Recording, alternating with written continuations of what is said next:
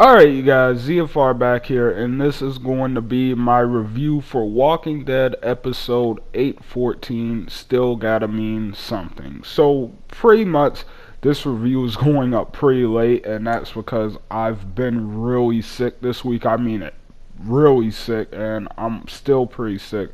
So apologies if I sound a little bit different in this video or whatever, but with that being said, we're going to try to make this a quick one because I feel pretty shitty, to be honest.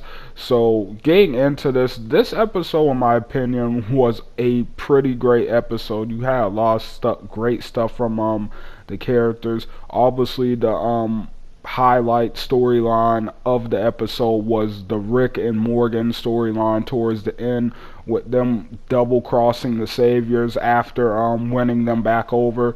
That I love that scene. A lot of people at that point say that, man, Rick is way too far gone and stuff, and Morgan, he's always been gone, so like this is just not good. Neither of them are heading in a good direction mentally, which I kind of agree, but at the same time I see the reasoning behind killing the Saviors. Like, I mean, they've had plenty of chances here, and at the end of the day they still ran from Hilltop, who spared them so far, even though some of them, such as Jarrett, probably didn't deserve it, but they still got spared, and at the end of the day, they still ran. They blew their last chance. So, with that being said, it's kind of like they kind of had it coming in a way.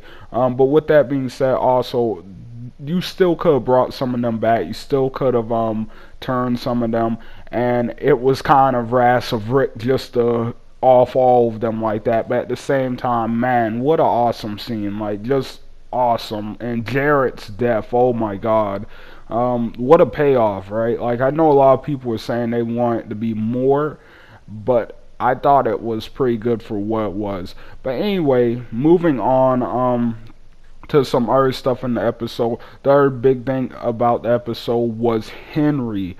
And pretty much Henry went missing after the Saviors got out. They think he went chasing after them, which they never really make clear why he was out there. I guess that's the reason we're just supposed to assume. That's the only reason I can think of, that he was after them, which was another stupid choice by him.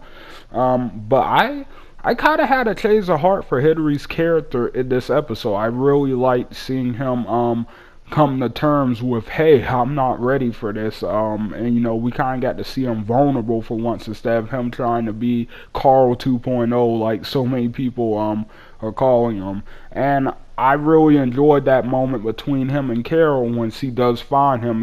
It's kind of reflective of when Rick left Sophia in a very similar location and stuff.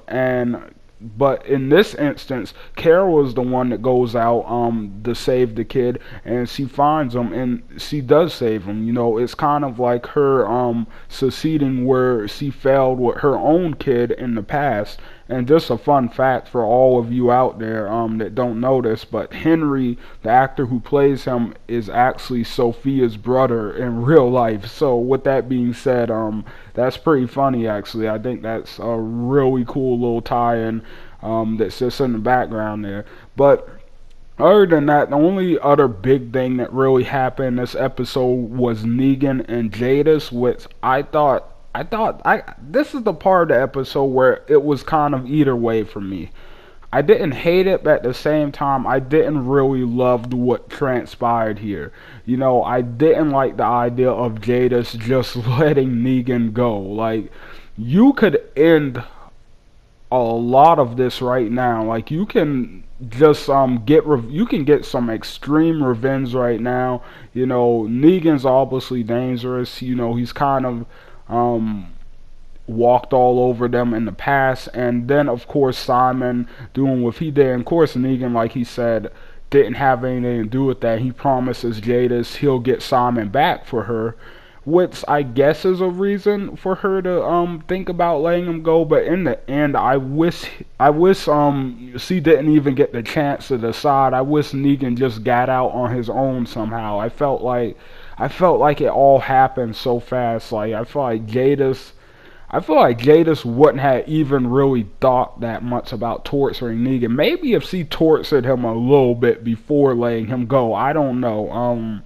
But yeah, something about that scene, it just fell a little bit short for me in some way, but I can't put my finger on it. But other than that, that's really all for this episode. Those were all the big story points that we had throughout this episode, with the last one that's kind of, I'm guessing, going to carry over into the next episode is Rick reading Carl's letter. I can't talk right now, sorry, but yeah, Rick read Carl's letter at the end of the episode, so I'm guessing that's transferring over until next week's episode, which is only like 2 days away now by the time I upload this. But yeah, overall, what a great episode. Really enjoyed it. Had a lot of fun watching this episode, and I can't wait to see what they do with next week. It is looking interesting. But anyway, guys, thank you so much for watching. I hope you guys enjoyed the video. Don't forget to leave likes and comments down below and tell me what you guys think, and I will see you guys on the next one. ZFR out.